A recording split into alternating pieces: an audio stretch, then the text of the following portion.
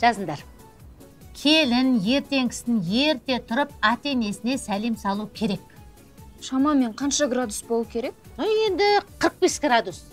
Қатты риза қылғыларың келсе 90-ға апарып тастаңдаршы. Сосын, мына сендер бар ғой, айына 1 рет болса да демалып тұрыңдар. Сол үшін отбасыларыңмен бірге барып кино көріп тұрыңдар. Иә, дұрыс айтасыз. Жарайды онда. Қайда? Отырыңдар. Жазыңдар. Бірінші, киноға барғанда уақытымен бару керек.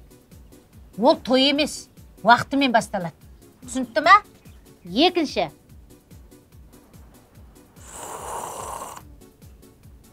деп сораптап ішкенді қойыңдар суды. Ұят болады. Түсіндіңдер ма? Иә. Үшінші, ең басты мәселе. Кино көріп отырған кезде телефонды толықтай өшіріп тастаңдар. Біріншіден қасында отырған адам мазасын аласыңдар. Екіншіден өздерінде мазаларын кетеді. Сосын бар ғой, киноны көріп отырған кезде піш деп бір-біріне өшік айтқанды қойыңдаршы. Адамдарға кедергі жасаймыз сонда? Жоқ, күнә болады. Мен бар біреуді өсектеп, сау басыңа сақина тілеп.